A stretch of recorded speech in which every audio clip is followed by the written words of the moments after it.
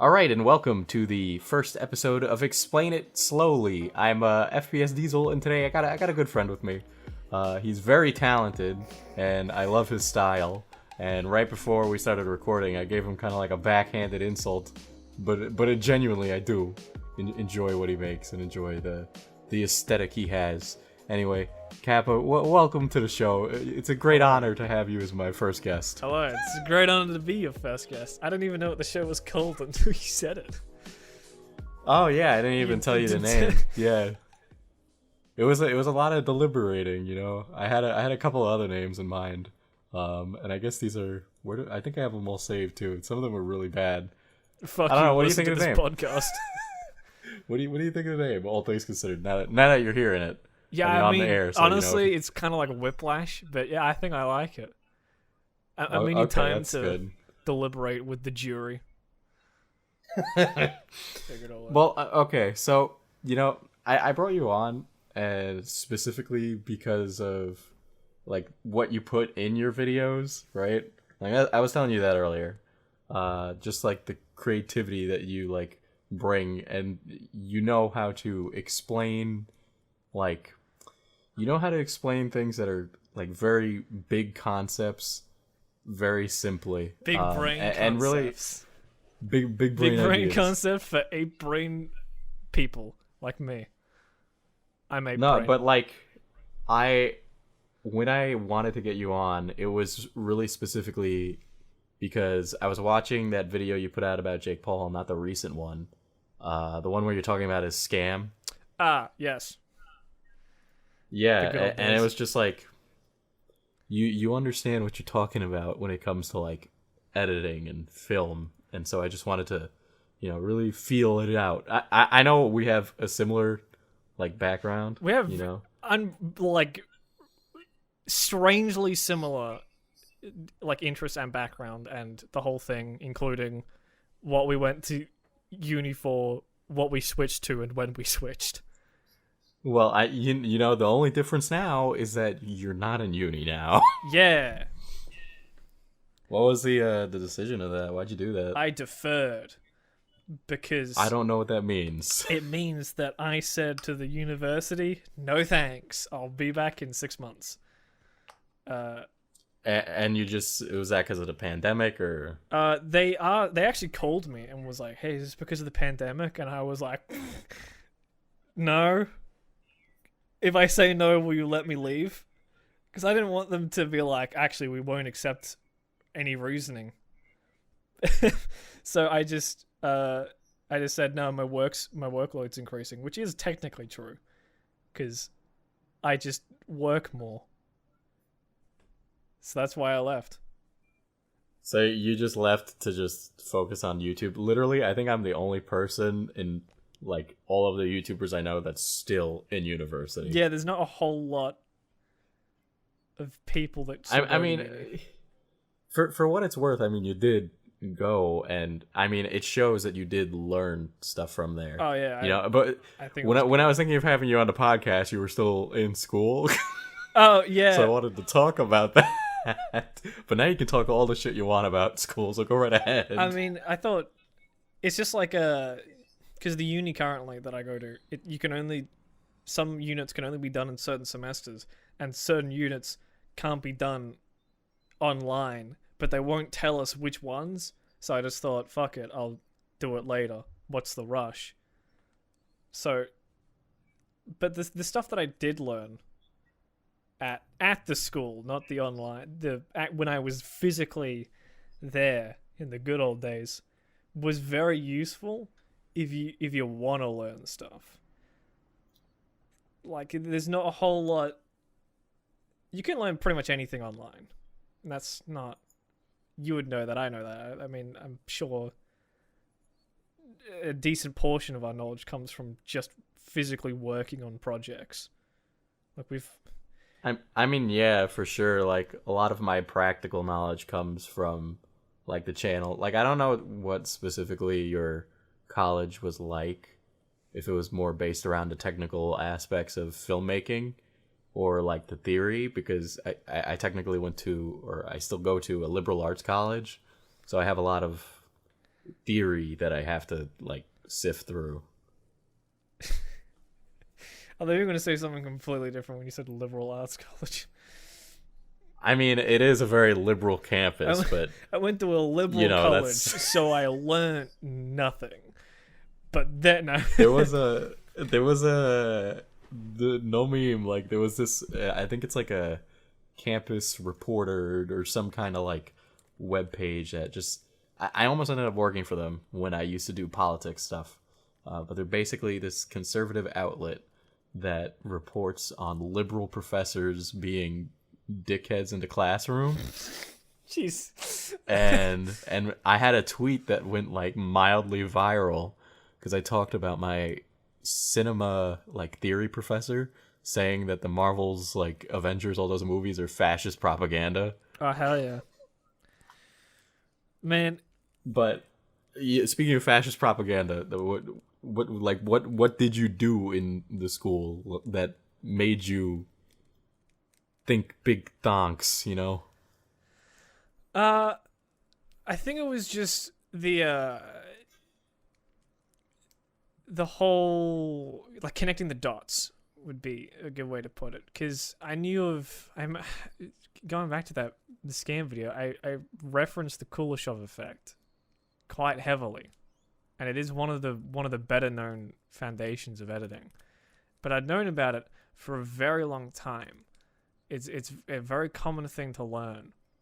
But then I went to school and they talked about it and explained it in a much more intricate like detail than I was expecting, and it kind of just it's like, oh, everything here is related. Like there's a lot. It contextualizes everything and brings it more into like the physical world of editing and doing work and working with these people and on this thing and what happens and so on and so forth. Because I mean, before that, I was just like, I like this. I slide into frame here. I like that. I'm gonna keep it, and I didn't really think much beyond that. And I'm a one man show. I don't think I've ever had another person edit stuff in my video, so I never had to question myself or like argue with someone because we have differing opinions. Yeah, and then you also like when you edit it yourself. Like I don't know if it's just me, but like I can tell when somebody doesn't edit their own videos, you know, because there's there's certain things that like when people edit, you can kind of pick up on certain like cues that are them. You know, like when I see you edit, like if I saw a video and you didn't edit it, I'd like to think that I'd have an eye enough that I'd be able to tell, oh, that's like something you didn't do, you know? Yeah, there is a somewhat detachment sometimes with it. Like it seems like it's almost aware that it's not being edited by the person on camera, which is noticeable at times. I've never really found it to be an issue, other than in very specific cases where I'm so fucking confused as to what's going on. I mean, I think I'm okay. So this is a dumb thing to say, and I know it's a dumb opinion because I know people that don't edit their own videos. But I think that you feel when you don't edit your own videos, you become corporate slime. Corporate slime. But that might just be my liberal arts brain hard thinking. into it. Not even like a. Oh, I think it's disingenuous. It's like if you do it, you're a socialist. No, or some shit. It bothers me, dude. It bothers me a lot. I've never found that much issue with it personally, but every time I think about it, I just can't talk about it that deeply because I don't understand it, in a sense. Maybe someone edits a video for me one day under some circumstance and I'm like, wow, this experience was really great, and I understand it. But I really, for some fucking reason, I actually like editing my videos a lot. So it's probably my favorite part of it. So I haven't strayed away from that yet. And I just can't I can't understand it, in a sense. Because I'm also I mean, not it's big what enough it, to worry about that, am I? Like, I don't. It's not like, oh yeah, it's like daily you could get grind. an editor now, you know, like you definitely make enough to be able to do that. I assume, I hope you're not, jingling a can for I coins, mean, you don't but even have to pay editors. What are they gonna do? Sue me? All right, boys. Hell yeah. Uh, yeah, no, I definitely could, but I just haven't thought about it. I mean, I feel like it's such a personal. I mean, at least for YouTubers, it's. I always kind of talk about channels, and I've talked about it on my own channel where I say like a YouTube channel is like an extension of this person. It's kind of like this long form like media work of art, So I feel like when you let somebody else kind of like paint a stroke in that giant painting, it kind of like it just veers in another direction, where it's not like. I mean, for me, the tone of my videos is really important to conveying like certain messages, and I see it in your videos too, where there are certain ones where you're more sarcastic, but you can also turn it around and be more serious, but you get that timing because it's you understand Yeah, you I completely, but understand. you I don't know if have an to editor like is going to be that way. explain what I meant in that scenario or what was going on. I just know what I was doing and what I meant. It's it. I Yeah. think it's like a. I think it's like a balance. Obviously, everything's a balance. Yeah, no shit. But in a sense that like, at some point, there's so much work that you can't remain a one man crew. But you shouldn't just like immediately discount the whole idea of post-production work and all that. Like when you get like several million subscribers and you're uploading every day or every second day and you're trying to keep your personality consistent and all that the same and keep the charm of a video, it's like somewhat worth it to lose that slightly personal touch in the editing if it saves you from having to like not upload ever or just completely burn you out. But I always found it weird when like the entire there's like a crew behind videos, like which that was like I'm like holy shit, this is like serious stuff. I can't even Yeah. comprehend I that. mean, I think if you're a YouTuber and you work with like one editor, that's like you can build that kind of personal Yeah, that relationship where they actually can do that. that in many But ways there's like, I think the editor can even like either become part of the video experience, which can actually be better than the original editor or the creator, or can understand the creator so well that they just basically can mimic them and understand them perfectly. But it's a really hard relationship to get. yeah, it's really hard to. It's like you could go like I've done work with. Yeah, I've done like one or two videos where other people have edited them, and like they weren't bad. I think I did a video essay on Joji, and I had somebody else edit that, because I didn't know After Effects at the time. So I let them do it, and I paid them, but it wasn't like what I would make. Like I look at it now, I'm like I could do that, but I wouldn't do it like that. It just does. It's not me, and it was really because I didn't have that relationship with the editor, for that whole time of it. But Kappa, we have this similar history. You also went to game design school as well. I did. Just like I did. I was studying as a computer scientist with a specific interest in game design. Yes, which I think is extremely similar to yours. Yeah, I was studying for production and management in games. So I'd be the guy that comes up with a plan on how we're gonna sell loot boxes to Yeah, 12-year-olds. no, that's exactly what I was thinking. Yeah. You're the person that that's exactly what I everyone did. blames. Yeah. What a life. And but you make the most money. Yeah, you're the only one who makes money. And I know we've had conversations about it in the past, But I'm just curious, like, what made you switch from that? Like, did you just fucking hate it, or is there a deeper reason? Well, for one, my talents were not best suited there, and I don't mean like I was constrained. I was shackled to an industry that didn't understand me. I was shit at like pretty much everything I did. That's what I mean. It's not like I was some creative genius. This was a long time ago, so this is when my videos were horrible. So, Dude, you're saying it like it's a long time ago. We're talking about like what, 3 years less than that. yeah, Come it's on. my entire life, man. I think it was 2 years or something, 2.5, 3. Yeah, 2.5 to 3 years ago. No, I was just horrible at all of it.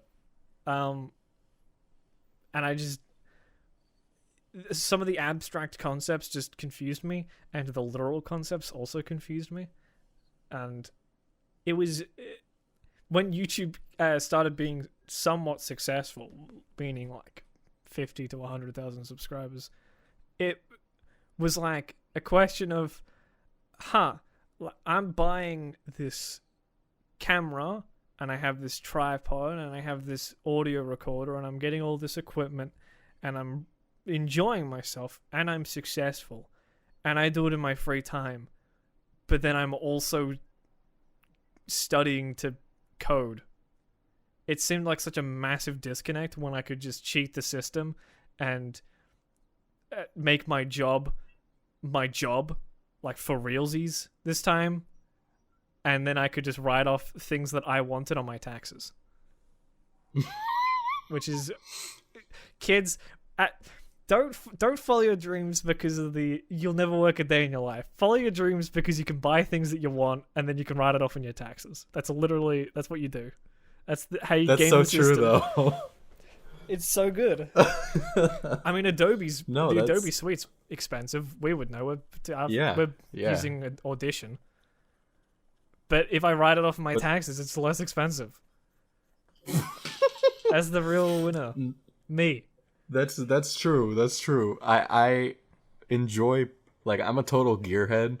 Like, I know tons of like useless facts about cameras that most people never need to know.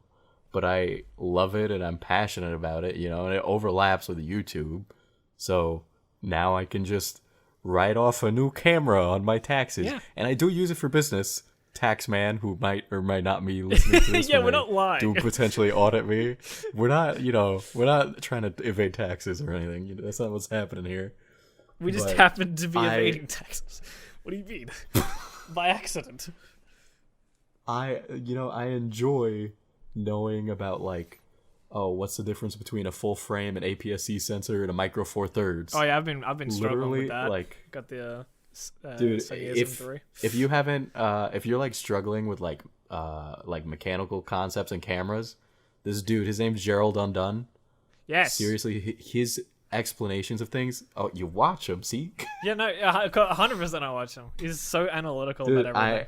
I want to get him on this podcast at some point. Oh, he's amazing. Just, he is so incredibly intelligent, like he has taught me, like, you don't need to go to film school, kids. Just watch Gerald Undone. You'll know how it all works. Yeah. Ignore what we're doing. Listen to him. We don't know dick about cameras. Yeah, exactly. Yeah, that's actually a good point. But, yeah, so I really was like doing the whole game production and management stuff, and I mean, I wasn't shit at it. I'd like to think I was pretty good at managing teams. So, you were a coder, and if I was managing you and you were doing a shit job, I'd be the one to wag the finger at you. Yeah. That's basically what I did in class too, but what I liked about that is, I mean, I like being in charge, but also there's just, you have like this kind of role in the creative I mean, I can't lie, it's a lot of fun. It's a lot of fun, and it's really funny because you're working with, I don't know how you experienced other computer science majors, but in my experience, they're all sweaty, don't know how to give handshakes, and 100%. smell like Funyuns. They were all they stink. And I'm sure if we had Funyuns in Australia, the whole studio would reek of it. No, it was I mean, for one, the can't just pass. The gender disparity is pretty massive.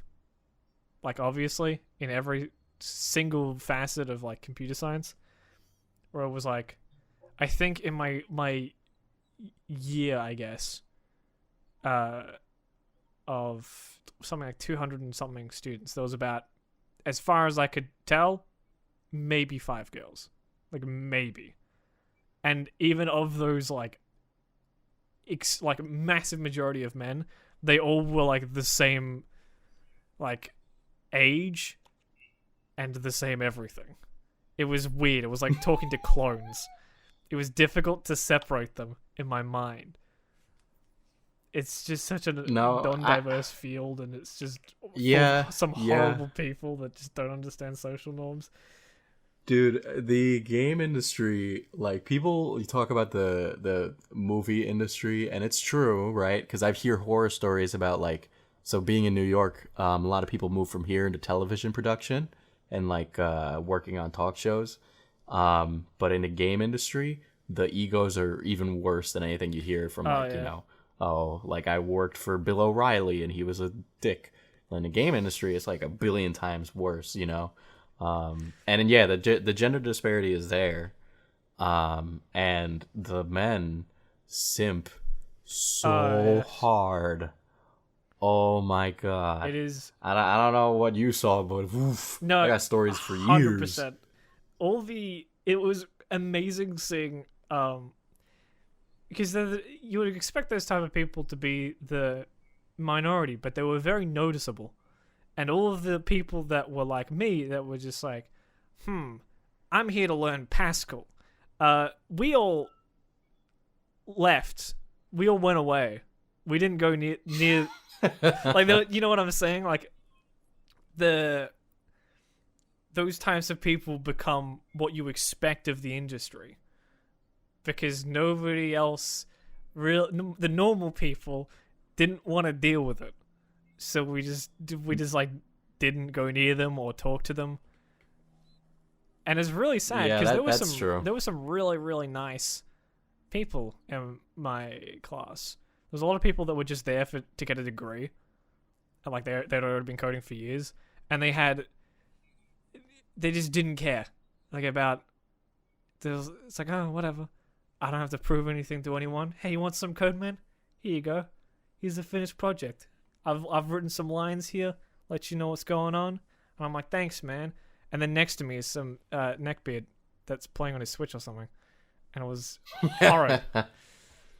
Yeah, you go to game design school and you find out that most people just want to play games. They don't want to make them. They just want to play them. Or they don't understand, and that's what really makes frustrating. Games like they understand the very face value aspects of what a game is. And it's like everything beyond that. They don't understand the work. Yeah, they don't understand the thousands of hours of work that goes into it. And like, over the course of my time there, I ended up doing esports management because it was much more like the esports players. They were nerds, right? They were more normal. They had goals because they wanted to be the best. They had personality traits. So when I said you got to go to practice, they'd go. You know, they'd do things. Holy but shit. I tell, you know, I worked on a VR game. We were trying to basically make, so, you know, you play instruments with your hands, right? Now, you know what's a great idea? To play those with VR hands. Holy shit. That's what's up. And it was horrendous. We never finished it. If you were at PAX one year, you could have played it. But now nobody will play it. The Lost Archives. Bad. Yeah, I actually think I actually still have it. I still have the Unity project. Holy shit. So I could technically release it. Hell yeah. But I remember this one guy. He was an RA, so I don't know what they have or what they call them in you know, university in Australia, but it's basically the person who is in charge of the other people, you know, in like a dorm. Hey, we don't have but he was an RA, Not and he didn't know how to code at all, and he was supposed to code like health UI into the game. He spent 12 weeks telling me he's working on it. I'm like, dude, just steal it from the internet. Please, everything's open source now. Just take it. I'm begging you. Oh, but dude, the whole industry is just... Every industry has so many problems. It's just... I mean, you get weirdos when you go into, like, the art industry. I mean, like, I don't really have weirdos at my film school, but that might just be because I haven't met them yet. Actually, I do have one. Yeah. But I'm going to let you go first, and you explain what the people are like there. It's like, I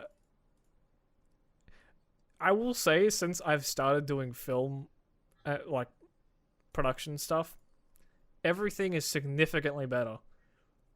Like, there's some strange things about it, but for the most part, everyone that's there is either doing it as like a secondary subject, so they're chill and they don't care, or is actually passionate about film to the point where they're not like weird. There's some pretentious stuff going on there, which is why I struggle so hard to stray away from being pretentious in anything or trying to be pretentious in anything I say when I talk about film.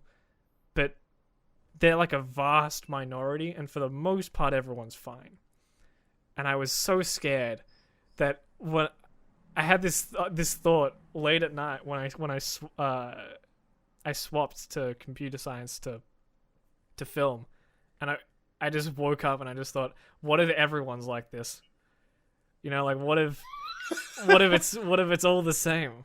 What if every industry is just that forever? But it wasn't, and I escaped a bottomless pit of hell. And I enjoy my class. It's much better. Game design can fuck off. It's terrible. I mean, I guess I have kind of like an opposite emotion to you. I mean, you know, it's good that it's better, you know, and it might be because I go to such a big college now. But when I almost said the name of it. When I was at my old college, I could fit in a lot better, but that might be because I'm a huge nerd, you know. But I was like a cool nerd. Like I was a nerd that like would be on YouTube to begin with. Yeah, you know? that has deodorant at some point in their life. Yeah, it has deodorant. Yeah, Crazy. yeah. So I liked that, and that might just be me with like a inflated ego, you know. Because if you're in a room filled with a bunch of idiots or like weird neckbeards, you're like, I'm the best. I'm the best one of them here. But I when I switched to film school, okay, well, here's what I expected when I went to film school, right? I pictured a bunch of people that with the emotions of David Lynch, right? All smoking and wearing beret hat, yeah, like I hats, do not explaining you know? their work. You know, with like the turtlenecks, and for some reason they're in black and white. Yeah, somehow. The rest of the like, campus, that's colored, but they're like, black and white. Parasite. It was Good alright, movie, I guess. but it was alright, I guess. Could have done Doesn't more for beat the social this commentary. French movie I saw. Oh, fucking Omelette du fromage. Band you know? Apart from 1940 or whatever the fuck it was from. And it turns out that not only was nobody like that, my school is big on sports. So literally everybody in the film major is like, Buff as I want to shit. work for ESPN. It's like, you want to work for ESPN? You're lame, dude. Like, come on. But now I'm starting to see the people that smoke the cigarettes and be in black and white. There's a couple of those. Face paint and everything. For the most part, everybody's like I don't want to sound. Oh my god, I'm sounding like such a horrible person. But everybody We're both at sounding the college, fucking horrible. We've spent this entire No, podcast you know just what? shit talking. You know what? A bunch of... people like. I mean, on one hand, They deserve it. I like knowing like why YouTubers left school or like why they stayed and what made them stay and what did they do. Like there's YouTubers that know a lot, but they do YouTube videos instead of being a doctor, you know? Yeah. It's But, you know, like what brings them away from that? Like why do they not want to do that anymore, you know? Like that's what I find interesting. yeah, when people no longer have an obligation or reason to stay at uni, a lot of them choose to leave. And it's kind of like, sometimes it's like, oh, I just didn't need it and it wasn't that fun. And then other times it's like, yeah, my uni has like a 1% graduation rate. And it's like, oh my god, what's going on with you, man? Are you alright? No, yeah, there's a lot of stuff like that, especially when you talk to YouTubers. I mean, like, personally, I enjoy the education process because I think it makes me, like, I think me being academic is good for my channel. Yeah, you know, because it same. allows me to talk about higher concept things and convey really big ideas to people who wouldn't be exposed to them otherwise. You know, but I think when people listen to YouTubers be like, well, fuck college, right? And I know we're both in agreement, you know, Yeah, fuck school. that's the thing. We're like, fuck college, know? but maybe not. That's basically the whole Yeah, but thing of this podcast. I wouldn't have been exposed to things like so like I really enjoy philosophy, you know, and a lot of people are like, oh, I consider myself a nihilist. It's like, well, have you read Nietzsche? Because I highly doubt you have, you know. Like, there's a lot of people who are like, for example, Marxist film theory is like really big in like academia, but you know, unless you go and you read the books to understand it, and you don't even get this in class. Like, a lot of it's self-motivated learning, you know. But then you can have conversations that you wouldn't be able to have otherwise, you know, or be able to talk about things you wouldn't be able to. But that's not a good reason to go into debt. Yeah, for college, no. By the way. Oh, Let me just say it's not worth it. I think we should say that one part where we do differ is the fact that I am not saddled with an extreme amount of debt. I just have a lot of debt because I'm not in America. I'm in Australia, where we have. So how does that work for you exactly? Because I have to take out loans. Like, Yeah, you take out loans. I from have private 120 companies, don't you, or grand. something? So there's a couple of ways, right? There's like subsidized loans from the government, which I don't get because my family makes like 1,000 more than the requirement for You basically have to meet like free requirements college. for that? You have to meet income requirements, so you have to make under this amount of money a year, you know. That's horrible. And my family's poor, but we're not so poor that Not poor enough. we can't, have the money. Yeah, we're not poor enough. You know, if if one of my parents stopped working, then yeah, but that's not feasible because then we couldn't own a house, you know. But there's loans from the government, and then there's grants and like different things you can get from organizations who will give you free money to go to college. So that's what I've done for a lot of it. But I had like a really bad depressive slump, and I lost those scholarships. And Oh man. my bill like tripled. Yeah, we don't. Like, it was bad. We don't have that specifically. We have we have scholarships. As far as I'm aware, I've never been smart enough to have one.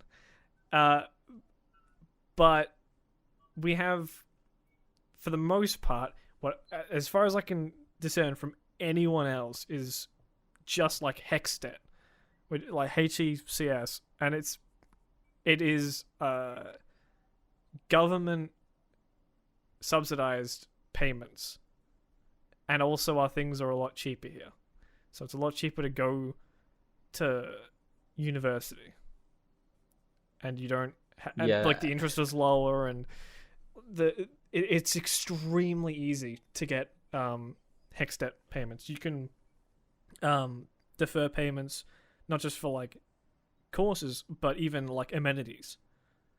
So you can, if you have no money, you can reasonably go to university. So right now, like the courses that I'm in cost like a few $1,000s. It varies per subject, but for the one I'm in right now, it's like $2,000 to $3,000 basically. So $5,000 to $6,000 for a semester. I think I can't quite remember. That's so low compared to my yeah, school. That's the thing. It's just like unbelievably, and it's not saying much. It's still like a lot of money. Like if several $1,000s for someone just out of school is a lot of money, but it's a hell of a lot less than America. So my experience may be different because of the fact that I don't necessarily have to worry about, dying in poverty because I dared to get an education. Yeah, I think if I like, if I wasn't in so much debt, I would have dropped out already. But then on the other hand, I wouldn't have learned those things that I really enjoy now. Like, there's so much like useless garbage that I enjoy. Like, I love Western civilization history, like the ancient shit. And I really like reading about theology, and I wouldn't know about that. But yeah, I found a lot it's of about 120 strange grand. Yeah, So, it wasn't worth it. Who knows? well, the thing is, my college, I would have graduated with $68,000 in debt if I had stayed in game design school. But I switched to film school, right? Because I'm like, I want to do this because I enjoy it, you know? And then that is where, that's where all the debt came from switching schools, because it put me back a year. But I mean, in general, like, a college degree is completely overvalued in the States. Yeah. You know, we don't need this many people working with higher education. with master's degrees. Yeah, just in higher education at all. Like, it's massively overvalued. And for the most part, a lot of these colleges just operate like a fucking hedge fund, like people pour money into them, invest money, and they get money back. It's ridiculous. Like they're just trading stocks. It's ridiculous. Oh my god, old back college to always stocks. joked. Oh, fuck. Oh my god, yeah, we were talking about stocks before literally this. just before we started. No, dude, but it's a good time to get into stocks. It is. It really All is. the airplanes are down. They'll come back in 3 years. They'll be fine. Dude, we're like Wall Street bets idiots. Yeah. Guys, please invest $10,000 into American Airlines. I beg of you. Seriously, we could, like, okay, I don't have a lot of money, right? But I could buy American Airlines for $13. That's a steal. It is. Literally. Yeah. This pandemic is the best time to invest in the stocks. I mean, dude, first you pay for their recovery from stocks, and then secondly you pay for their recovery with your taxes. Oh boy, I can't wait.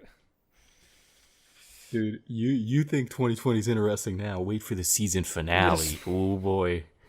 All the planes will suddenly go back into the air, and then it'll all immediately crash. That's how 2020 ends. As soon as just everything's over. But hey, our debt would be. I keep trying to make predictions on what's gonna happen. Oh, I mean, this whole thing's horrible. Just trying to make crazy like predictions, but who knows? Honestly, at this rate, it's kind of crazy how the film industry kind of just stopped for like a long time. It was.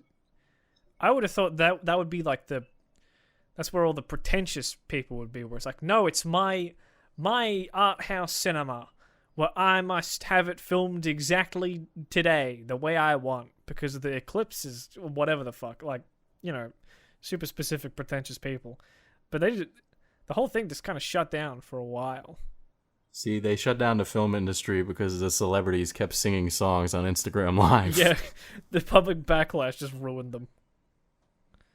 Also, no films being released. Crazy. It's weird because I'm doing very production heavy classes now, and I have to get so I walk into my production class and they scan me with the thermometer to make sure I don't have a fever. Wait, you have still to wear a physically mask. go in? Yeah, so here's what happens, right? There's like the rooms are cut in pretty much in half. Like, there's half the amount of people in a class, which is great, because you get more time. But they also cut down in-class person time, so I have a lot of Zoom lectures, which is really awful because I could just pretend to be there. Hell yeah. But yeah, I mean, I do still go in, physically. I can't not go in for lighting and cinematography. That's horrible. How the hell am I going to do cinematography from my room? I mean, I can, because I know, but most of these people don't even understand the basics of how to frame up a camera or use... What's a fill light? What is manual mode? Why does my frame rate have to be double? Whatever the shutter speed is, or whatever, other way around. But nice. Yeah, I was kind of right there. I was kind of right. That's what you want to be in film production, kind of right. Yeah, we only have to, record it again. Hopefully we're not on, 35mm film. No, what do you mean? 70mm is really cheap. It's fine. Let's just go back to 1, guys. Come on. But, so, Is it weird that I'm actually like taking physical classes like in person? Oh yeah, dude. Victoria, no in person at all. You Wow. can't leave the house for anything really. Like you can leave for education, but my university was back in first semester. Immediately, as soon as it was like state of lockdown, they just shut down all classes. Everything was shut down, and it was anything that could be done online was done, and anything that was slightly less feasible to do in person, like units that had more face-to-face time than the rest, like it was required, they just stopped. Like everything was stopped. At least for me, at least. I think every other uni has similar things, but I can't think of anyone currently going to uni in Victoria that has to go in to class. Like at all. Yeah, I mean, at first, like, I was kind of nervous about going to in-person classes, you know. I mean, I still am. I carry, like, hand sanitizer with me everywhere, and I'm cleaning myself all the time. I carry a gun. I've got concealed carry. Gonna blast these gyms out of the air. I always love it when people who aren't from America talk about guns. You have such a weird fascination with the things. I mean, like, you know, I've been shooting guns since I was just, like, in my teens, you know, but like, as long as you're not pointing it at anybody, there's not much of a problem. It's so weird. At least here, only country that does this. Oh, see, that and like Nambia or something. The thing is like, so my girlfriend's like friend, is like, I'd much rather be stabbed than shot, you know, and it's like anybody who's shot a gun knows why that's really stupid to say. So like you get shot in the head, everything goes black instantly. Maybe you have like pain for like a second, but you die, right? If I stab you, I can stab you like 50, 70 times before you die, you know? I'd like to be stabbed. It's like rather than shot. You see, be close to the homies one more time.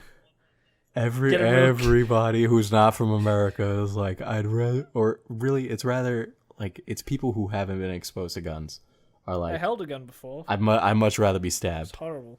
You've held a gun before? Yeah, I've held a few guns and they're all horrible. But no, if you get stabbed, then you get to like pull them in and just be like, "Hey man, what's up?"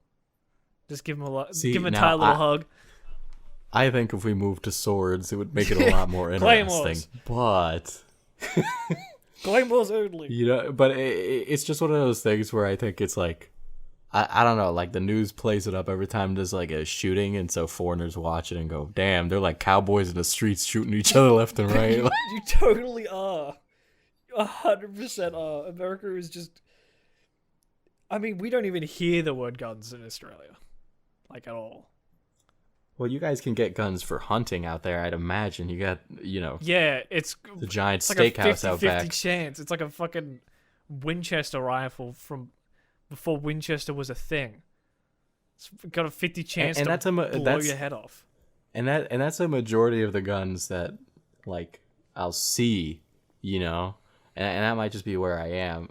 You know, like, my girlfriend is, like, deeper in the city, so... Deeper into the south. Well, like, when you live in the hood... Oh, the ghetto? There's gunshots that go off, yeah. Yeah, like, that'll happen. Yeah, it doesn't happen. But we just have like really shitty trains, and like that's it. Like that's the sign. The thing of the is, if you try it, most of those people that have the guns in the hood are all felons, so they didn't get them legally. If they're shooting people there, they probably have a record to begin with. You know, because there's a lot of crime. And it keeps happening, and most of those guns, they'll collect them. Like you'll see, like, you know, like in like the news, there's this app called Citizen. If you live in a city, you basically get all the information of every single horrible thing that's happening. Oh, excellent! Local news. Yeah, you'll be terrified all the time. No, and it's reported on by local people to keep people safe. You know, but like I could go on Citizen's website right now and just see all the awful, horrendous shit that's happening in different parts of the city. I mean, most of it's not gunshots. I will say that. Gunshots are at least, they're rare. They don't happen all the time, but they do happen some of the time. But it's stuff like domestic assault. Oh, or, excellent. like a car overturned, or like car crash on Fifth Ave. You know, and then it's like some guy recording a video like, "Yo, dude, I think they're dead," and you can this video. This guy just talking about this fucking car accident from his apartment window. You know, Just an overturned car, like it's just like, warning, warning, everyone in downtown area, Donkey Kong is rampaging through the streets, knocking over cars. I mean, that's pretty much what happens. You get a notification saying, "Oh, there was this near you." Oh yeah, Amber Alerts and all that. Well, this is like one you sign up for, so you get extra alerts. Yeah, we don't have Amber Alerts either. Nobody cares. Okay, well, Amber Alert is for missing children, okay? Yeah, You're telling we don't me have children that. don't go missing in Australia? Children just either die or just we find them. That's pretty much it. The two outcomes. That's not any better. I don't know how that's better. I mean, they're more likely to die from the wildlife than guns. Look, if you have a kid that gets kidnapped and you're not getting them back, you're gonna hope it was a gun that got rid of them, okay? Like, what if they just like went to sleep and didn't wake up? that's called being dead. They had an aneurysm while they were asleep at the age of 8. What were we talking about? How do we get here? I don't even know. Oh, no. I was talking about going into in-person class. Oh, yeah. And you thought I was going to say that I'm packing heat every time I walk into the room. To protect yourself from the virus. Dude, people actually do that, I personally want I want a concealed carry license because I don't trust other people, right? I look on the news and like literally fucking...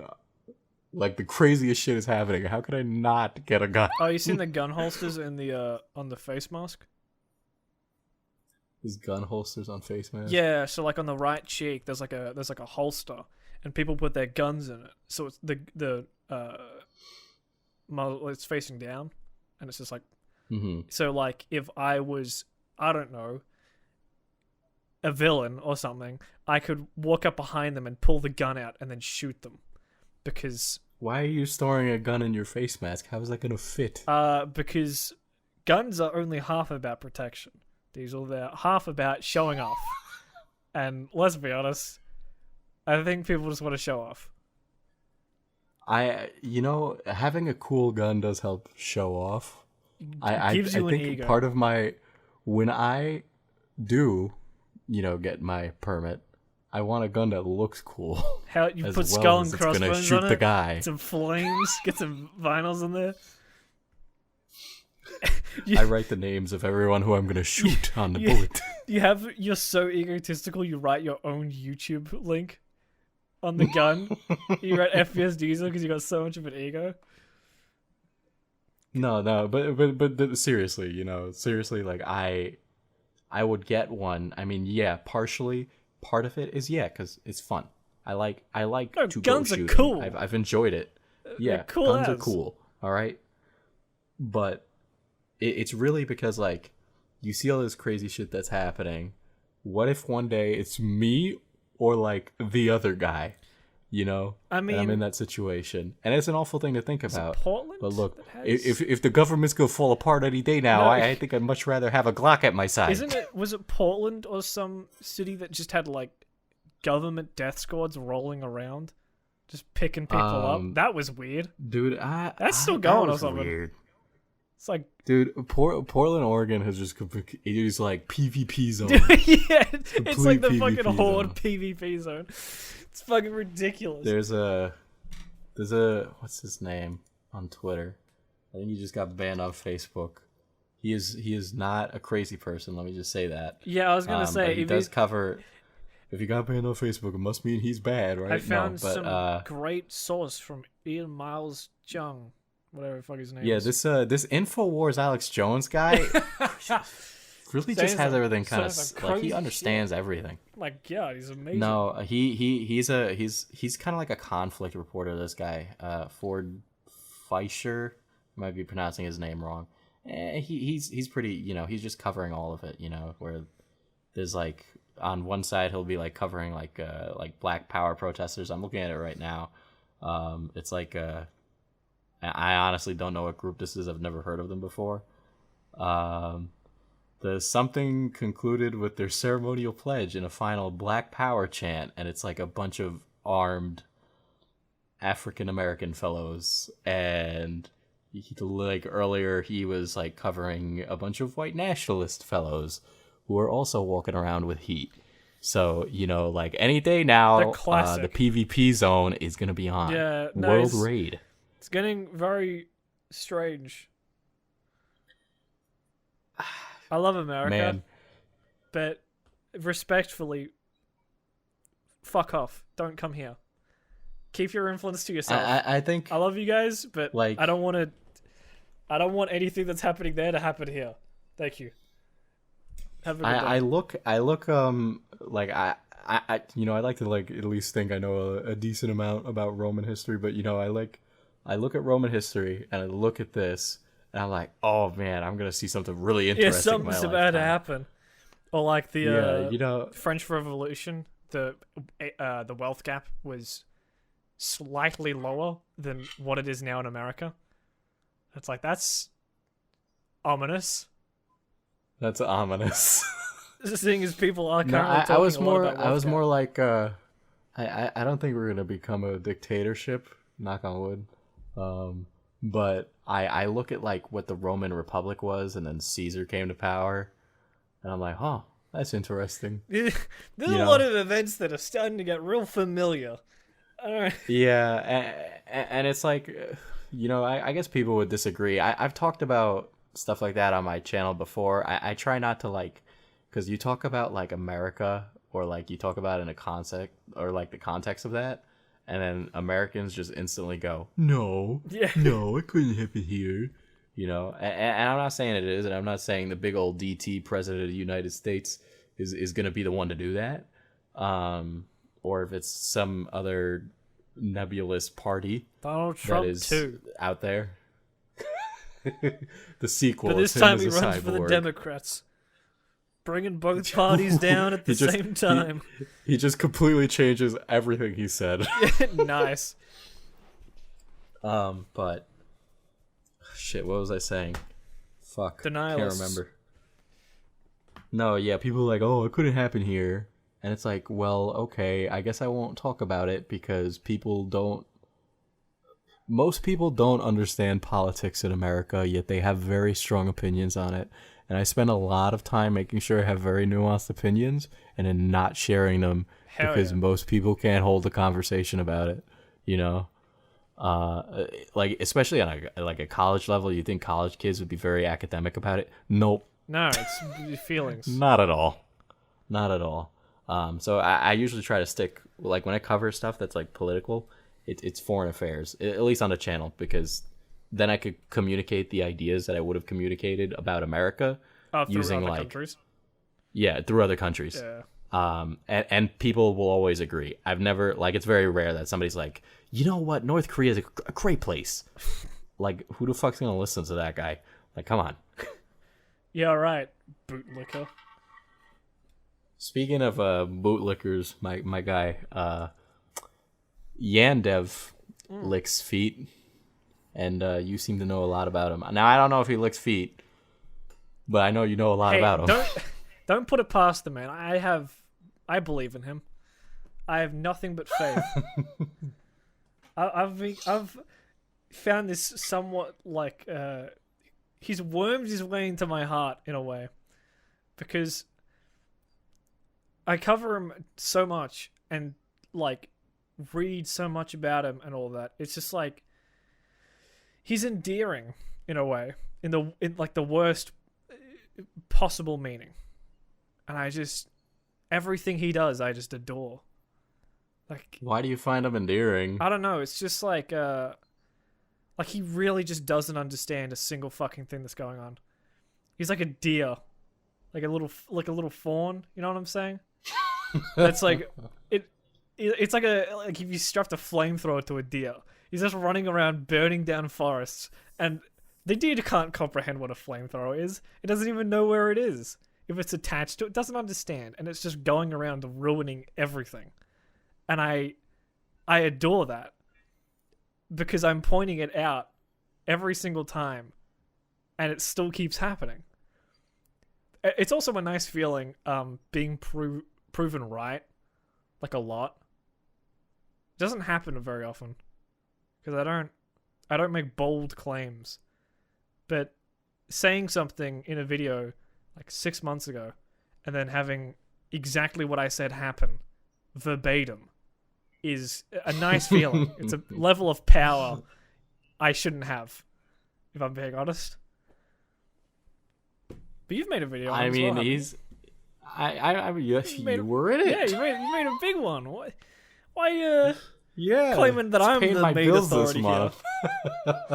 Okay, let's be real here. You know way more Yes. about Alex Mahan than I do. know a bit too Okay, you were much. telling me stuff I had no idea about. Oh, it's crazy. You know, he's a character. Previous to, like, for context, previous to Diesel's video, we had a call where we talked about the whole, I would like to say the logistics of the video. We didn't. I had no idea what the fuck was going on. We just talked about Alex. It was a long conversation. It's nice bringing new people into the fold, in a sense, because you just say something and it's just like, are you lying to me? That doesn't make any sense, but it's true. And I mean, his whole demo for the game came out recently. I'm not sure when this. Yeah, I podcast will go heard. up, but it's recently. For him, recently is the last year. So as long as you meet that deadline, I think the reference will still make sense. And I've been playing it like a lot, because there's actually something to fucking do. Crazy. And have you tried it? Are you willing to risk malware on your computer? I mean, like, on one hand, I'm like, there's no way he could put malware in this. You know, like, he's not that insane. You know, but at the same time, he has people that are genuine fans that pay money. You know, and if he actually put like a virus on his fans' computers, fans and gremlins. Yeah, he would destroy any income that he's still bringing in. You know, so I've thought about giving it a try just to see what it is. And I'm actually surprised as YouTubers that make content about the game. It's crazy. I find that incredible. A lot of people like made videos about the game, like originally, like back, like they were the PewDiePie followers, so to speak. Like after Markiplier and the game was like getting some views, they kind of like played it a bit, and then they just left. And then the demo finally comes up, and they come back, and they have no fucking idea what's going on because the demo is just horrid. It's a horrible experience.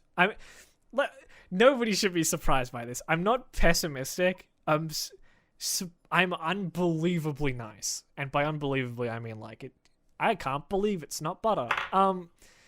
Like I do try and see the nice things in it, but holy shit, the demo is horrid. And there's also the YouTubers that play the game a lot, like pretty much like exclusively, and it's difficult for them to make videos in a positive light because the game has so many bugs. They just kind of show up like a lot, like for no reason.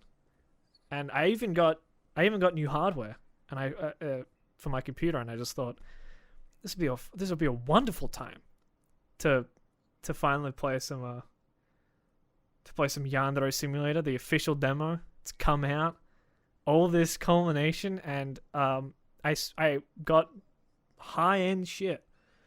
I have a 2080 Ti on loan to me, which is very nice.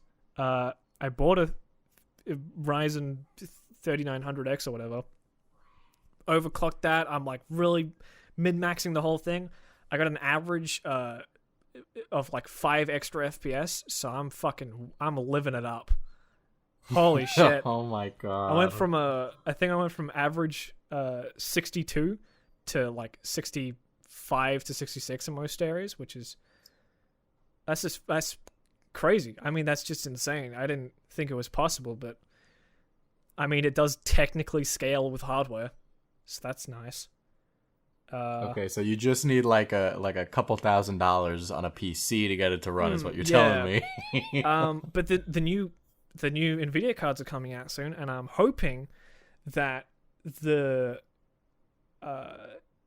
card that there's a 3090 that's coming out that's 3 PCIe slots, and I'm really hoping that's enough to finally get it to run at 60 at all times.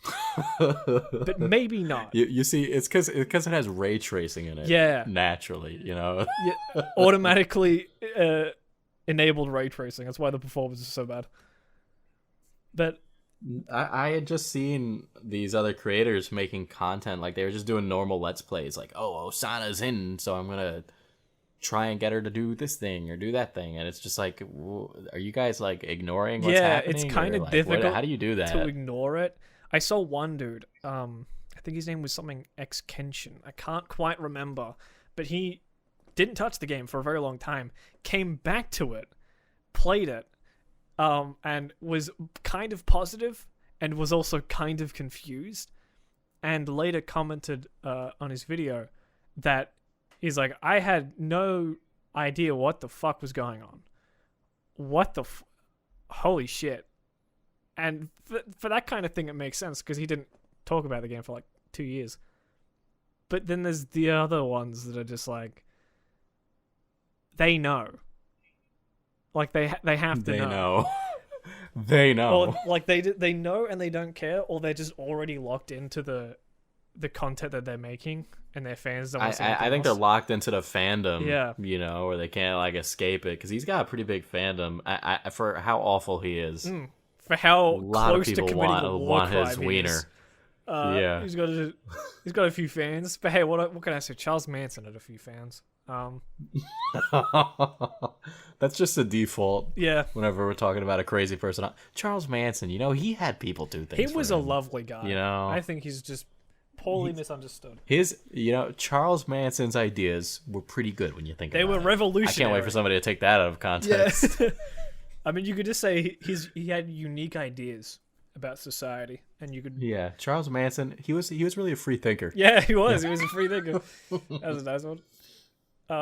No, but he has like straight up like stands, right? Like, Oh, from yeah. what you told me in our conversation, He's got. like, he has some hardcore fans. I'm not sure if I dare say the word, but he's got mad simps, like crazy amounts of simps. It's somewhat interesting in a way, because it does affirm the idea that some people are just cannot be reached under like normal circumstances, that you just can't convince them of anything. But it is interesting that, because you look at his videos and they get a lot of views, and his most recent, or one of his most recent ones, I should say, is the snap mechanic video that got like 3 million, I want to say. You pull it up. 3.5. I'm gonna pull it up. Let's have a little look. See, 3.5 million views. It was 5 months He ago. uploaded 5 days ago. He's gonna hit 1 million on that video. Yeah. But strangely enough, that video is performing quite poorly for what it should have. Compared, yeah. It's not. Usually, he can get to like 1 million views in like 1 or 2 days. 5 days for 700K is. It's not bad, but it's nowhere near what it should be for the average video. And it's not even the average video. It's like the Osana thing. That's like that's the big one. That's the, it's the fucking main objective of the game. It's what's been teased and delayed and all that for like 4 to 5 years now. It's the only thing people were waiting for. It's such a fucking meme, and it comes out and has got 700K views because the video got age restricted, because he refers to a thing. I'm not going to risk saying it here just in case, but he refers to a thing, 13 Reasons Why, let's just say that, in a very non-tactful way, because he's devoid of human emotion. And empathy is beyond him. So that gets the video age restricted. So people either can't watch it, or it just doesn't get it recommended anymore. And then people play the demo, and both the subreddit that criticizes him and has free speech and the subreddit that is government endorsed, both have like the front page is just flooded with bugs and issues. So the whole thing has become exactly what I said it would be, but even worse. So you can imagine the like, holy shit, I'm riding a high right now. It's been 5 days and I'm still going. And I've just thoroughly enjoyed playing the game, and I think I might be one of the few people that does, because everything's horrible and the game keeps breaking on me. I at one point I talked to Osana, I guess in the wrong way, and she stopped moving. And just didn't work anymore. The game just stopped letting me complete it, which I adore.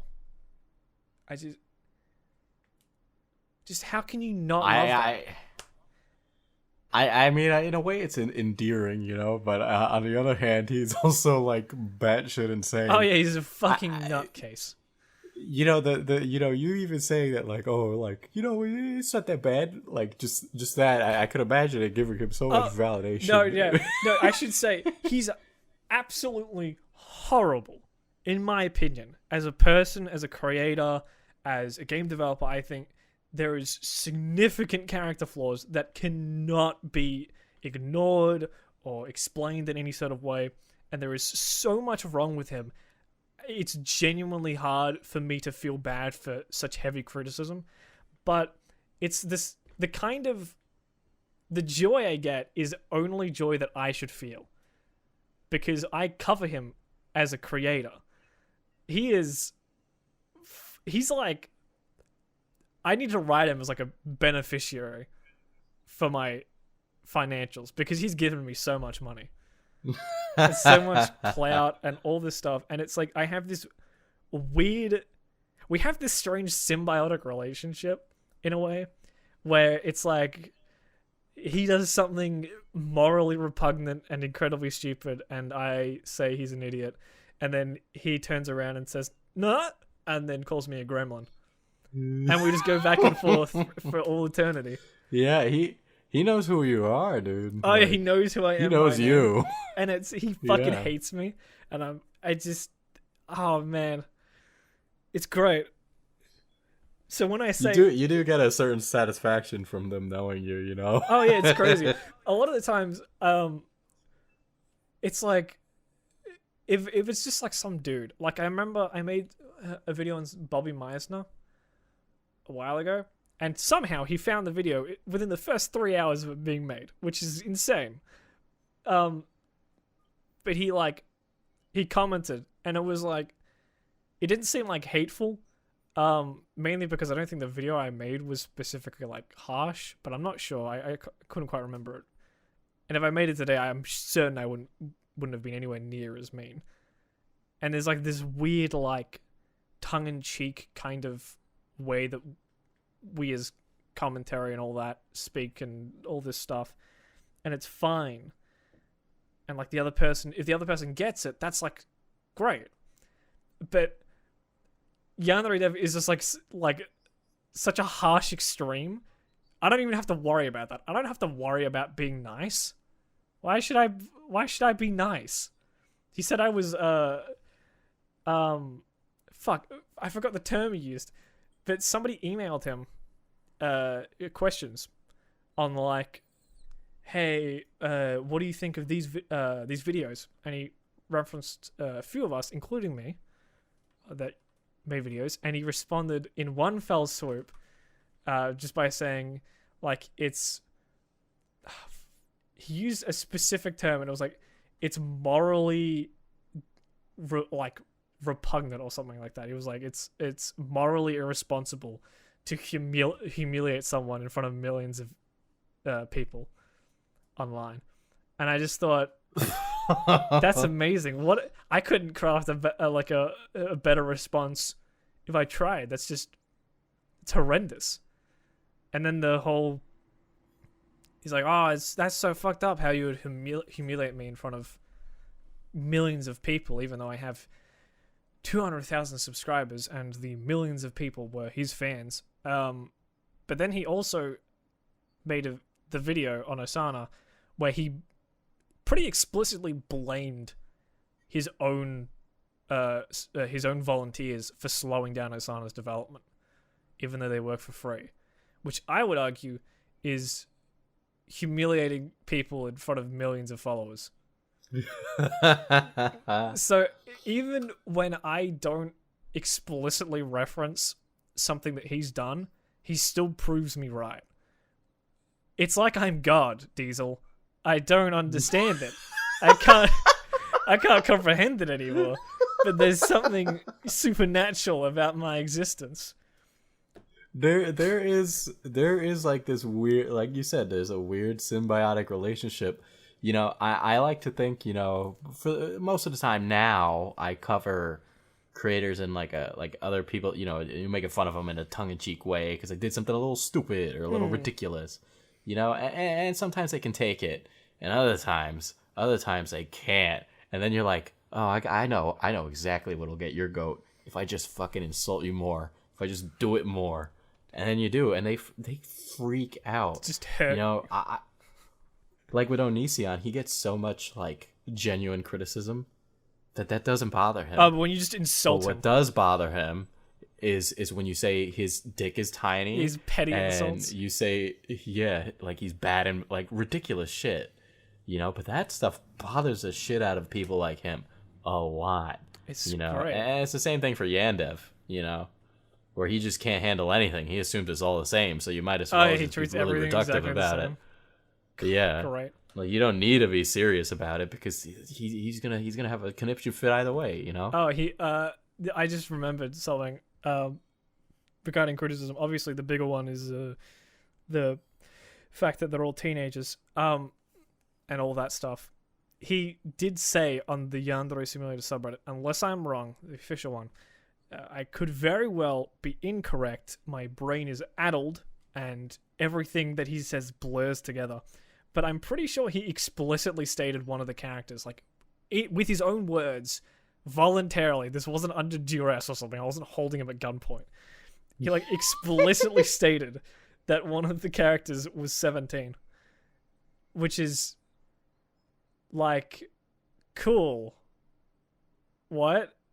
You said that they were 18, but now you're saying they're 17.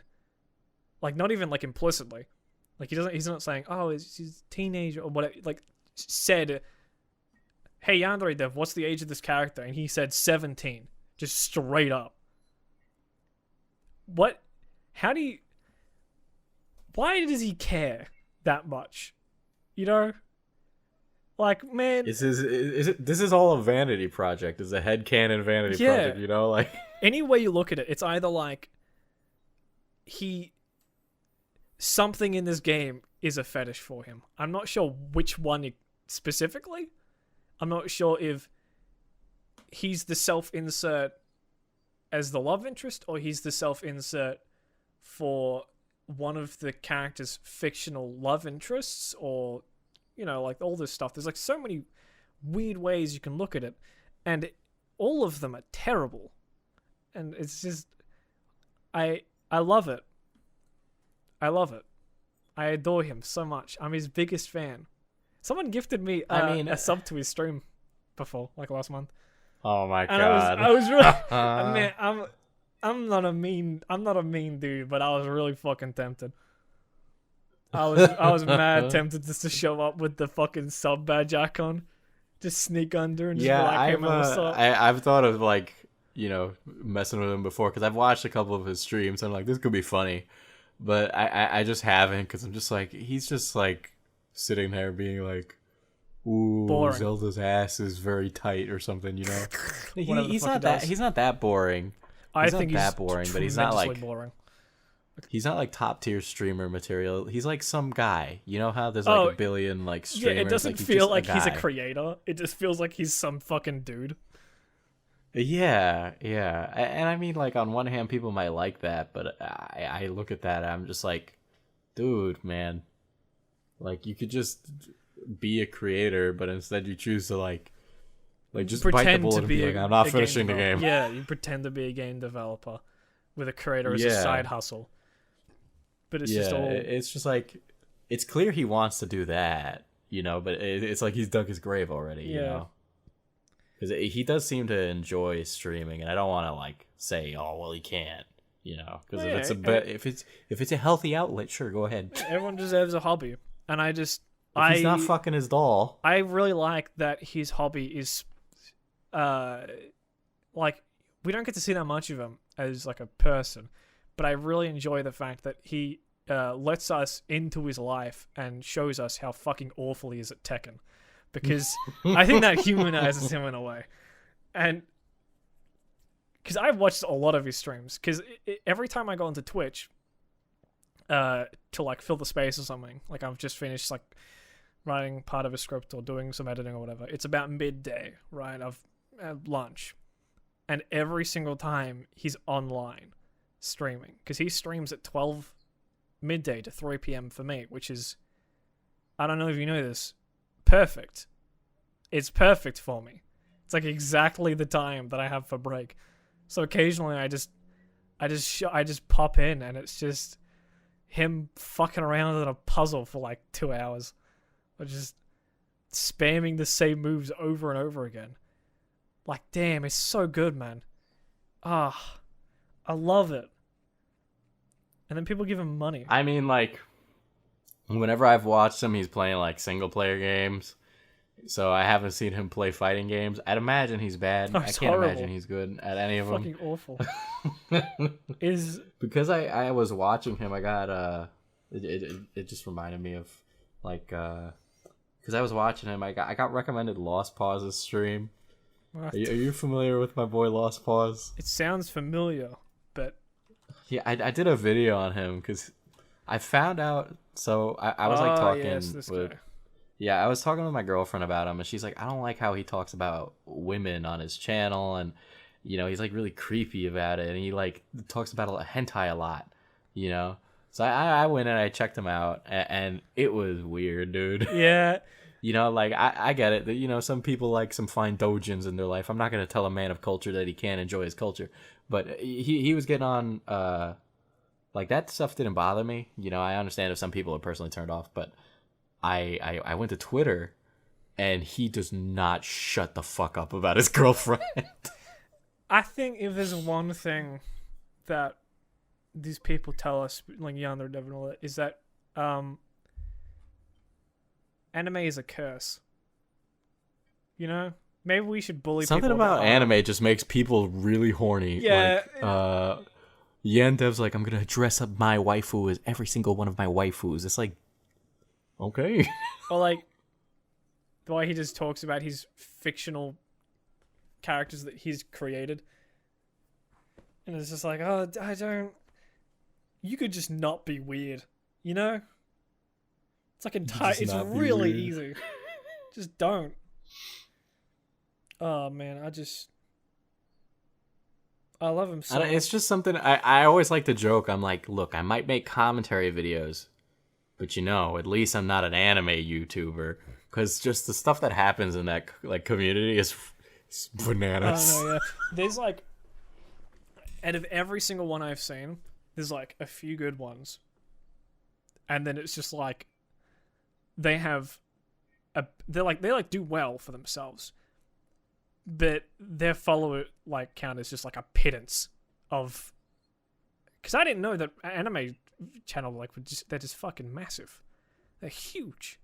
Some of them have like millions and millions of subscribers and get even more views than that. And the only ones that I've even watched videos from and that I like have like 50,000 maybe 100,000, 110 if you're feeling lucky. There's like there's a couple of them that'll do like video essays on anime and like talking about the themes and stuff and all that. And then there's ones that are like okay, I'm gonna keep ragging on Lost Pause because he's seen my video and he is not a fan. Yep, might as well double down. I see.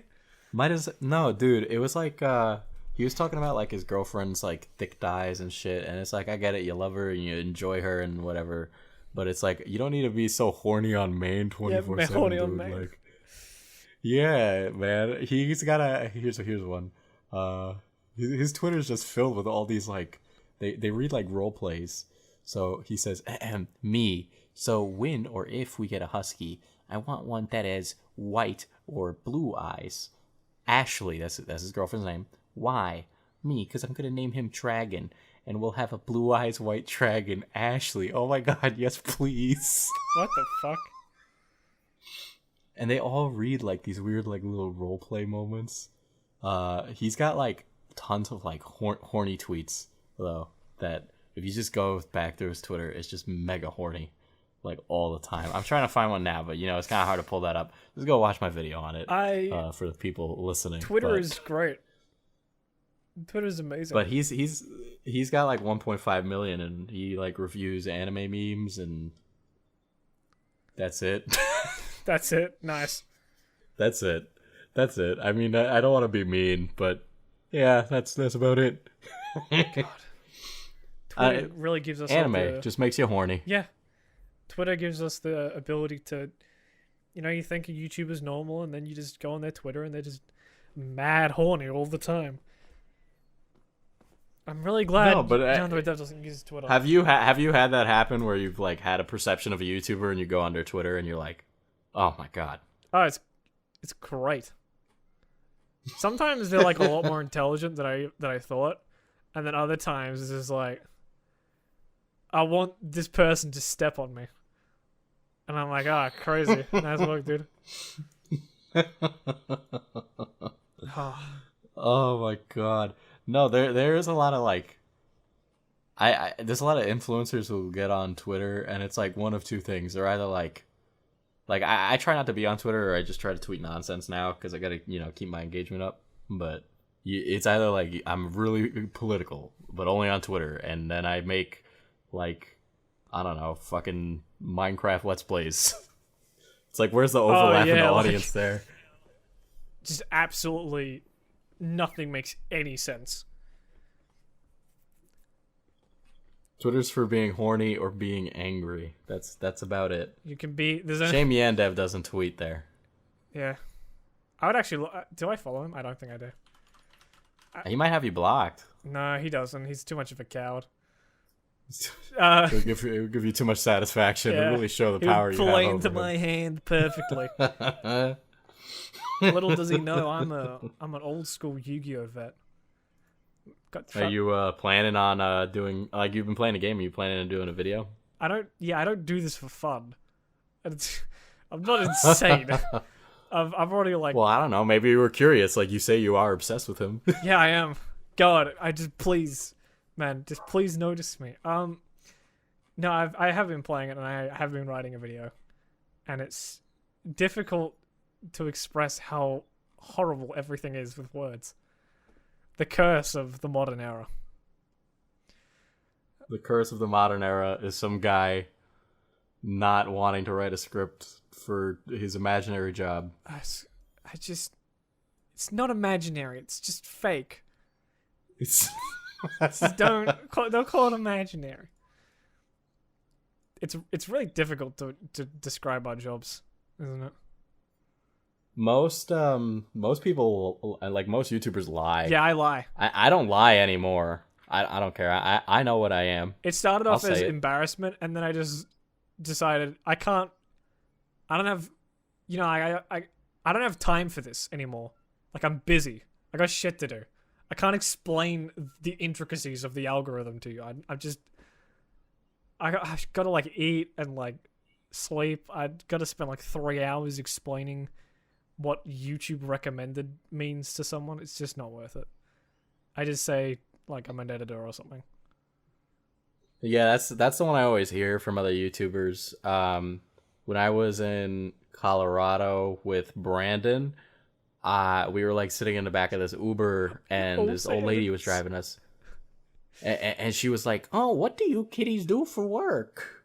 And Brandon was just like, "We're editors. We're freelance editors. All of us, editing things. Not we suspicious. get to work remotely." Yeah, he's like, sometimes it gets lonely, so come over. He just completely fucking lied. Yeah, no, just blatantly lie to people. It's like it's one of the main skills of being a YouTuber is just lying, like a lot. It's No, I don't lie anymore, man. I don't know why we gotta lie about what we do. Editors is just so much easier to explain, and it's not technically wrong. Like, you can explain editing to someone and you understand it and they kind of get it, but they also know that they don't know enough to ask stupid questions. So it's like a nice conversation of two normal adults instead of having to describe what an onion sun is to some fucking... An onion sun. Yeah. It's just... See, now I've so like I'll walk into class and you go on the first day of class and you're like, "Hi, my name is Doug and I like to review movies or something." My boy Doug Walker. Doug Walker? Yeah, I was literally just gonna say, did you yeah. just fucking off the top of your head just think of Doug Walker? That was the only fake name I could think of, but I'd get in there and they're like, "Oh, why are you in film school?" And I'd be like, "Look, I like making movies. I make YouTube videos. It's my job. I love doing it." Better than all of you. I mean, there's a little bit of that there. I won't lie. No, I feel that all the time. Because a lot of them have no idea how to fucking I don't want to sound like an ass, but I just sound like an ass. Whatever, fuck it.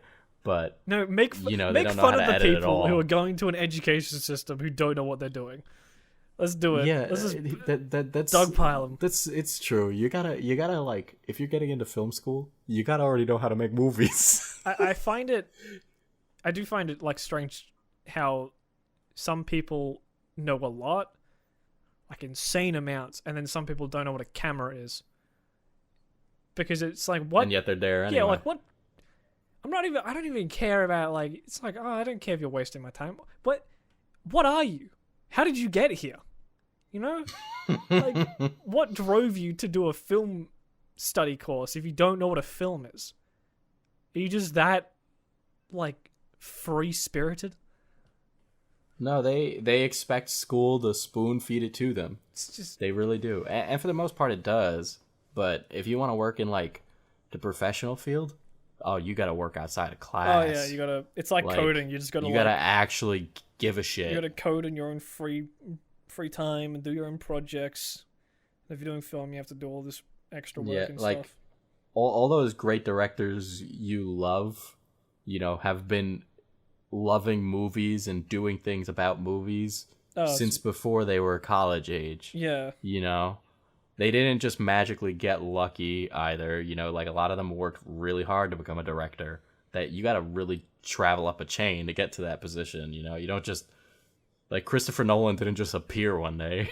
No, he totally did. Like, that doesn't happen. He just appeared out of nowhere, and his first words were just IMAX, and that was it. That was the only thing he said. And some guys, they get to go to a prestigious school, but then there's those who didn't go to school at all. Like the director Spike Lee, he just did The Five Bloods on Netflix, which, by the way, if you haven't watched it, you should watch it. Spike Lee is so good. It's really good. Yeah, I watched his directorial debut, Do the Right Thing. Yeah, that movie's that's a classic. Really, just straight up. Yeah, that movie's grown on me quite a bit. It's a classic. God, I loved Old Boy. No, I'm just fucking with you. It's my he's my favorite movie of his. Old Boy. He's like, he's improved, right, directorial, like, director wise, but he did that on his own. He didn't go to school, But these people who, like, walk into school and they're like, "Teach me how to code." It's like, well, I think you might be in the wrong place for that then. I was saying something before we got on this tangent. Shit, I wanted to go back to it. I can't remember now. Whatever, I guess it wasn't important. I mean, we've been going for like 1.5 hours. How far do we have to go back? How far do we... I don't know. It's probably not important. I can't remember. It might have something to do with... the job. Here's the thing. Kappa, you shouldn't be afraid to tell people that you are a YouTuber. That is what you are. I mean, I was, and then I just was like, no, I'm proud of what I'm successful. I earn money. I'm self-sufficient. But then people just ask too many questions, and I get bored. I've kind of, like, I've said it to so many people now that I get like different responses now that like some people just don't give a shit at all, and I just don't know how to follow up with a follow up question in small talk, or So they they're stand like there really motionless, interested in it. unable to do No, anything. I've had like Ending the conversation had- immediately. no, if you're like a freshman in college and like I'm a senior, so or I guess a super senior, but they come up to me and like if we're having a conversation about this and they'll be like, oh, it's like, oh, okay, what are you gonna say next? You They gotta just be stand like, there. they're like, well, I work at Old Navy, and I'm like, oh, what do you do at Old Navy? Oh, you saw jeans or something? Oh, sweet. What's on an Old Navy? Cool. You put it, and I've said it to professors, and some of them really look down on it. And I don't like Some those people just professors fucking anyway, like so why the fuck? Yeah, some people just like, Yeah. ew, disgusting. Yeah, thanks, yeah, man. yeah. There's some that are like that, but I just like. I just much rather say what it is. Some of them take like actual genuine interest. Like I have professors that watch my content now, which is weird. That's always interesting, is when you find people that are trying to get like into understanding the medium, and they're just like, they're genuinely curious as to how it all works. Because a lot of people do see it Well, as the like an thing is- alternative to mainstream media now, which is what it's kind of turned Yeah. into be. But it's still somewhat difficult to understand. It's a bit nebulous for newcomers, especially older people. Oh, especially but they seem to be the ones that are the most interested in learning, and I think like we have you'll have like a class where like everybody comes in and they're just like, I want to work for ESPN, I want to do this, where like they don't really know what they want. And then you have like another student who's like, this is what I do, this is what I want to be, this is who I am. And they're, I can tell that professors are like personally engaged by that most of the time, where they're like, oh, this person wants to get better at what they love. And it makes them motivated, and it just makes it like, you got to build rapport with your professors. It just makes it better. Yeah, you gotta become friends with them, basically. Yeah, I still talk to one of my and I'm not professors saying from computer science. I'm like Great guy. mega motivated man, but I'm doing better than the kid who doesn't know how to fucking turn on the camera. Just need to reach ESPN. It's my character arc. I need to... Oh god. Kappa, could you imagine working for ESPN though? Like, Oh, absolutely. what would you want to do if you worked for ESPN? What would you even be? I would want to be the technical lead in some tree, so that I could sabotage everything and just blame it on my delegates, I guess. Just play a bunch of Sports Center transitions, but just press the transition Yes, button while they're live. Rig everything up, just to horribly transition to the wrong scene at the wrong time. God,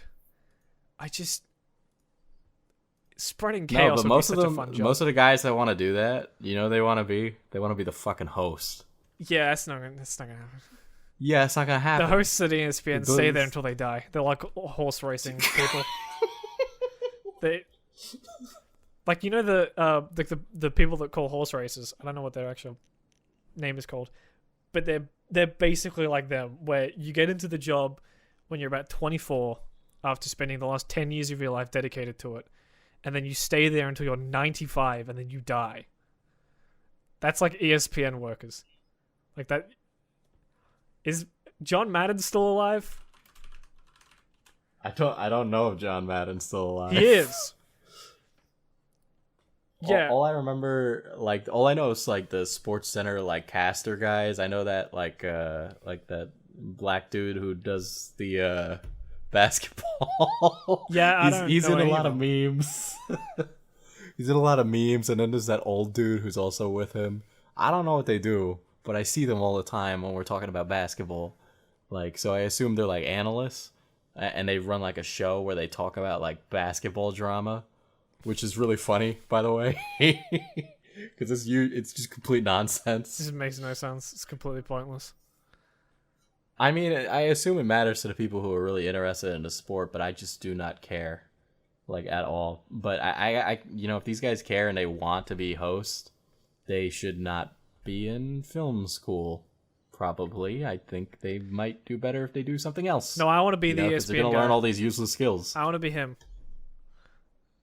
I want to be ESPN man. I want to be the ESPN man. When you turn on ESPN, I'm gonna be there, and they're gonna be like crazy. See, I could never, Kappa, I love you, but I could never see you working related to sports. No, I hate sports. I think it's fucking awful. See, at least you know they're bad. I'm like offended by sports. I've got fragile bones. I can't participate, and I don't understand it. It's beyond me. It's too big brain. So I relegate myself to sitting in the fuck. I forgot what the meme was called. I'm sitting in like the loser corner with all the weak, frail little boys. With all the big, tough men get to go to work at ESPN and talk about basketball or something. Look, no offense to the dudes who want to work at ESPN. Why do I keep saying no offense? Like I give a shit. Yeah, let's be real here. Straight they up are offense. Dumb dudes. Fuck you. Straight up offense. They are not the brightest tools in the shed. They are not. But hey, they it are pays not well, there. They so are not all there. Good work. I assume it pays well, but you're gonna end up working as like a lighting technician in a job where you wanted to be the host, and now you're gonna be a lighting technician till you die. That's what's gonna happen. God. You don't Could you imagine go to setting up become a lighting director and then fixtures at the age of like 80. I hate doing it now. you just can't do that job anymore at that age. Oh my god. I mean, a good lighting technician and a good grip, those roles you get paid well, but I mean, for a lot of people that's not really a sexy job, especially in like media. Like, how many people are interested in Macalini clamps? Oh, are you fucking kidding me? Holy shit. I'm down to clown with that kind of stuff. I think my dream job is just being completely behind the scenes. Just doing nothing but moving lights. I don't think I'd ever want to be the director, but no, it's too much effort. Everybody blames you and the Star Wars movie sucks. Yeah. But it is J.J. Abrams' fault. Let me. Dude, if you get called a shit director, just say no. It was J.J. Abrams. He made it a Cloverfield movie. It was his fault. Could you? He's not even the producer. Could you imagine? People are like ragging on you, and you go on Twitter, and you're like, "It was J.J. Abrams." You at J.J. Abrams. It's like J.J. Abrams. Why'd you fuck up my movie? You add him. Oh fuck! It's like such a bold claim. It's like, I didn't know Bad Robot produced this movie. Oh, did we miss something? Like, you just blatantly lie so aggressively. People just kind of accept it because it's like, why would he lie? That makes no sense. Like, you just blame random fucking people. Fucking corporate execs getting in the way. But I mean, for, I'm trying to think, like, would I want to be a grip? Like, would I want to do one of those jobs that nobody cares about in the film industry? You don't get blamed for anything. Yeah, you don't get blamed for anything. You don't see it like a news article. You get a paycheck regardless. Yeah, it's like you get to see a news article where it's just like, Mulan has been delayed until the 30th of September because one boom mic guy missed his cue. You don't see that. Mulan has been delayed because the PA did not deliver the Jared, donuts. our technical secondary, forgot to use the gaffer tape on the specific chord. When you were in film school, did they have you fill like any set roles, or was it more like you guys were handling like just principal like photography stuff? We did a mix. There was a few times where we had group stuff and we had to specifically settle into roles and leads and all that. And I always was the stuff where I didn't have to be on set. So sounds and editing. Kids, choose that one. Be an editor or a sound guy. It's much better. It's way Well, more if fun. you're an editor, sometimes you have to go sit and like if you're like a big time movie editor, Oh, yeah, dude, if you're big time, you have to everyone go needs to to like be on set. a studio. Yeah. There's like a $100 million budget movie.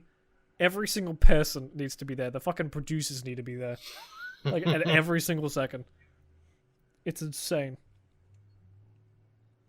See, I thought you would say like I don't want to be on a set. I'd be the producer because you could technically do that entire job without meeting a single person involved with the production. I wouldn't want to do that because if a movie sucks, you always get blamed because it is like almost always your fault. See, but it's the producer just kind of like manages everything. I think people mix up what an executive producer is and what a producer is. You know, they don't know the difference between the two. It's not worth it. But it's like, it's not worth the hassle. I mean, all you gotta do is like tell everybody in the Slack group to be there at 7 a.m. I guess. I don't know. But like the Discord executive for work. producer, he's the one that paid all the money. So The devil. when a movie sucks, yeah, the executive producer's probably the devil. God. What is it? Kathleen Kennedy was the executive producer for Star Wars, right? I think she was. She ruined those movies. It's her fault. It was all her. There's several thousand people working on those movies, but it was her. That would suck to be anybody who's like at the end of. That's why I make YouTube videos, not movies. Yeah, one person Yeah, production. Yeah. I don't have. There's only one person to blame, but I don't have to blame anyone. See, and then when you get something wrong, you can say, "What can I do, guys? I'm only one I'm person." Only one man. He's only one man developing an entire game. Give him some slack.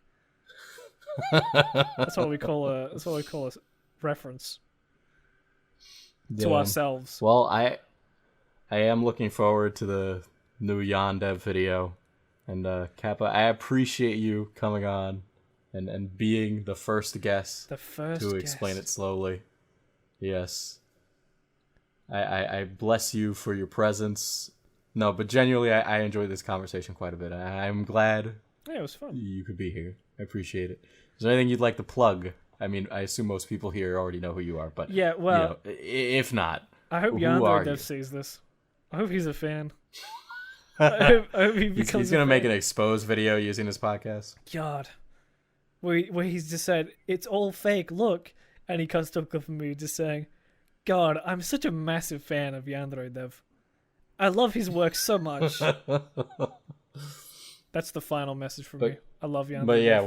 where can people find you? What do you do? Where are you on the YouTube internet?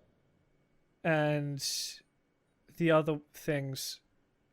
Twitter, I guess, would be like the bigger And the one. other things, Twitter. I don't really use it. I don't use much of anything. You don't use much of anything, to be honest. I'm a recluse. That's probably for the better, all things considered. All right, Kappa Kaiju on YouTube. Go follow him. He's a lovely fellow. Great content. Check my Very Twitter talented. for when I get really horny on main. Check his Twitter for when he gets really horny. Horny on main. And I don't know when this is up. I'm thinking in the morning. So, good morning. Have a good day.